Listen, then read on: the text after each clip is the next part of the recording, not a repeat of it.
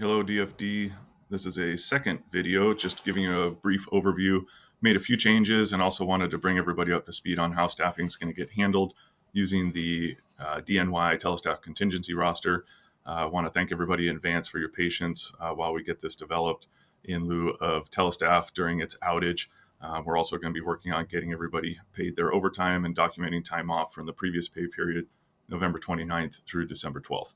So hopefully by now you've already requested access. In this case, I'm already logged in as the DNY Cloud account. And in this account, you'll have access to the department folder. Inside the department folder, you click on the Downey contingency roster, and then that will open you up.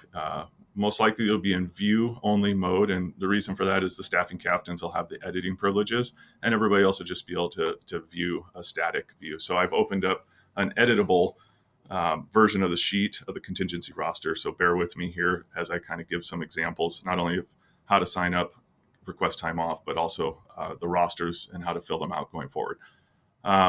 So if you are needing or would like to sign up for the availability roster, we're going to be funneling all requests through Fire Station 1. So call Fire Station 1, talk to a captain with editing privileges or a staffing captain, and we'll get you signed up. We're going to mark an X next to your name, corresponding with the date that you're available, and that'll provide us a snapshot view of everybody who's available and signed up when we do rosters.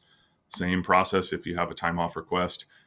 Here, we're going to be putting it under the date that you're requesting off and the name of the person. And here we're requesting you to put the hours, number of hours, the hour type, and then the date and time requested so we can timestamp the time off requests so that when we fill rosters, we can fill them in the correct order.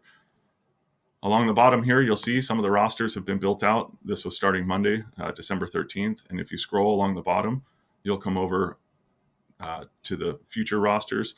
And the rosters have been filled out all the way through December 20th. That was C Shift's day when they filled out their rosters the other day. Going forward, we're going to go to a new template. This is the new template. So again, it still shows A Shift roster. It shows the date here. And then in this case, we'll be building out the drop down. So as A Shift battalion chief, I'm going to be on duty 24 hours, and these will be regular hours. And so that's how this roster is going to be built out. So a captain, regular, and if that captain has a request for time off, so if they had 24 hours and they had comp time used, we're going to see another captain in hours worked. And in this case, they're going to be in this minimum manning overtime. And so this is how we're going to build out the rosters. It just kind of cleans up the process. As you can see in the previous rosters, we had a few different of the leave types across the top, and this just consolidates leave types into drop-down menus and personnel, and then breaking it out between on-duty hours, off-duty hours, and then ultimately we've got some notes here, so you can make notes regarding whatever changes or whatever the reason was for filling out that roster. So for staffing captains, when you're in this roster portal, or that roster tab, excuse me, the things you'll need to do rosters is you'll want to print out your availability roster tab. You want to print out your time off request tab. And you're also going to want to print out your overtime and recall accruals. And so you'll see some changes here. We're only going to be doing accruals for overtime and recall so that we can build out the staffing roster. So with the three of those, the availability roster, the time off requests, and the overtime and recalls printed out, we'll be able to go through and run and fill out these staffing rosters going forward. So in this case, if you had all three of those documents printed, we'd fill out the roster, and then I would recommend stapling those three pieces of paper together as a reflection of the work that we've done to fill this for documentation purposes going forward. And we'll put that in the same folder in the captain's office here at Station 1 as a record of how we filled and what we filled it based on.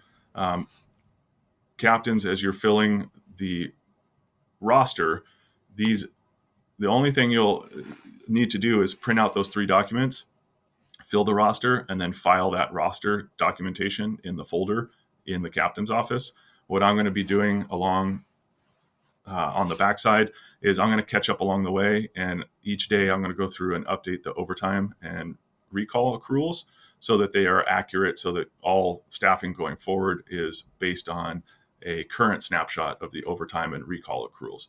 If you have any questions on how this works, feel free to reach out to me. Chief Villanueva also is intimate with how this all works.